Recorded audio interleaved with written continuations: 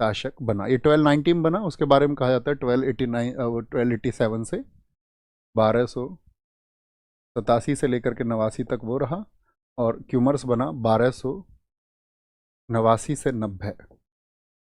अभी बड़ा मतलब जो क्यूमर्स था ये कुल ही मतलब यंग एज का था, कुल 17-18 वर्ष का था अपनी गद्दी पर जब ये बैठा, और ये रहता था अपने दादा के साथ में। किसके साथ रहता था? बलबन के साथ में। तो इसकी जितनी भी परवरिश हुई है वो सब कैसे हुई है? बलबन की, इसकी जो परवरिश हुई है वो हुई है किसके पास में? बलबन के पास में। और बलबन के पास में रहा है। बेटा किसका है ये बेटा है बुगरा खां का, जिसके बाप ने एक्सेप्ट करने से मना कर दिया था दिल्ली के थ्रोन को।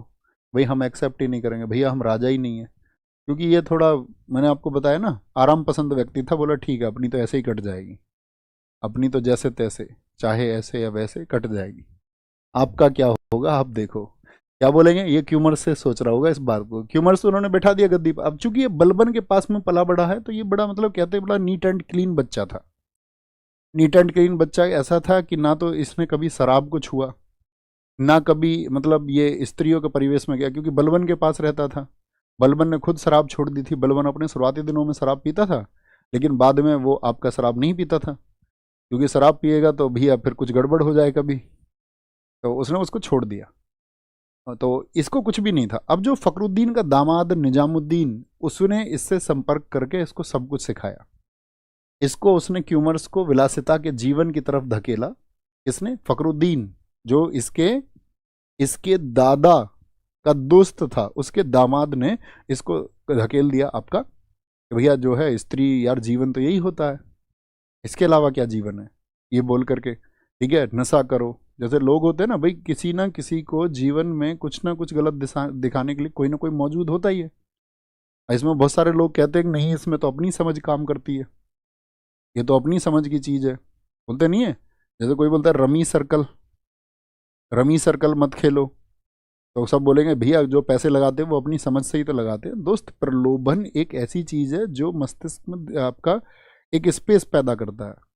जैसे जो लोग नशा करते हैं उनके दिमाग में सल्फर का स्पेस पैदा हो जाता है, फिर उनको उस मात्रा में सल्फर चाहिए ही चाहिए। तो आप हर चीज़ को ऐसा नहीं कह सकते हैं कि वो व्यक्ति की अपनी मतलब, ऐसा भी होता है कि भाई अपनी समझ शामिल है। कई बार लोग ना समझी में भी कई चीज़ों को चुन लेते हैं, जब तक वो मैच्योर भी नहीं होते। अपनी समझ तो एक मैच्योरिटी के बाद में ही आती है ना। तो क्यूमर 17 से 18 साल का, और इसके समय पर याद रख लेना, क्यूमर्स के समय पर बुलंदशहर, बुलंदशहर का नाम किस किस ने सुना है? बुलंदशहर उत्तर प्रदेश में एक जिला है, अपना जिला है। बुलंदशहर का इक्तेदार था इसके समय पे जलालुद्दीन खिलजी, जलालुद्दीन खिलजी। और ये इतना मतलब इसके समय पर मतलब खिलजी जो है ये संरक्षण देता था इसको। यहाँ जलालुद्दीन खिलजी का जिक्र हम क्यों कर रहे हैं? पहले वो मंगोल सीमाओं पर था, अभी कहाँ चुका है? बुलंदशहर, दिल्ली के पास में है। बुलंदशहर से दिल्ली की दूरी 60 किलोमीटर है।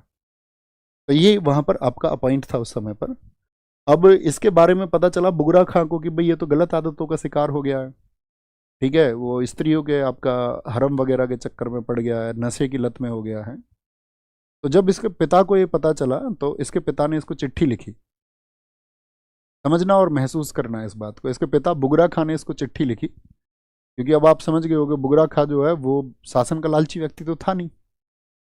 वो ऐसा भी नहीं था कि बाप को मरवा दे, बेटे को मरवा दे, जैसे शासन के चक्कर में हुआ। जिसने शासन छोड़ दिया हो तो वो एक मतलब कमाल व्यक्ति रहा होगा। तो उसने अपने बेटे को पत्रों के द्वारा समझाने का प्रयास किया था, लेकिन उसको जब भी पता चला कि उसका बेटा नहीं संभला है, तो उसका पिता बंगाल से बुगरा खां चल के आया। मुलाकात की बात हुई, लेकिन जो लोग चाहते थे कि भाई अगर ये मुलाकात हो गई तो सब गड़बड़ हो जाएगी, तो इस पर बीच में बुगरा खां पर कई अटैक हुए छोटे छोटे स्थानीय शासकों ने, और इसके बेटे को भी भड़काया गया कि भाई इसको मार देना है।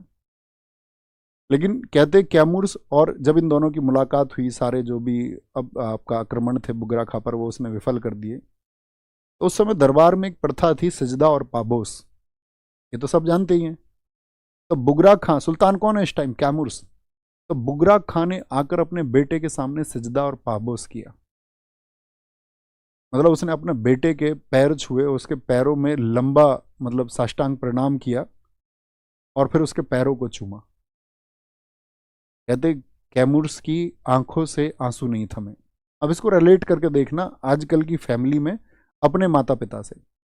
ऐसा नहीं नशे, मैं कह रहा हूँ दुनिया में कोई भी ऐसा कार्य जो कलंकित कार्य हो, और उस जब कलंकित कार्य के बाद में आपके माता पिता या फिर आपके जो भी गार्जियन हैं जिन्होंने आपका पालन पोषण किया हो, या जो आपकी बेहतरी की उम्मीद रखते हैं, आपके भाई बहन चाचा ताऊ मामा नाना जो भी आपको प्रिय हों या जिनके लिए आप प्रिय हो, जब आप किसी गलत मार्ग पर जाते हैं तो मतलब उनके आत्मसम्मान को तो ठेस पहुंचती है, सामाजिक रूप से उनका पतन हो जाता है। तो यहाँ पर पिघल गया कैमूर्स, और कैमूर्स को जो जिम्मेदारी दी गई फिर जलालुद्दीन खिलजी की, क्योंकि इन दोनों के अच्छे संपर्क थे जलालुद्दीन खिलजी, तो उसने कहा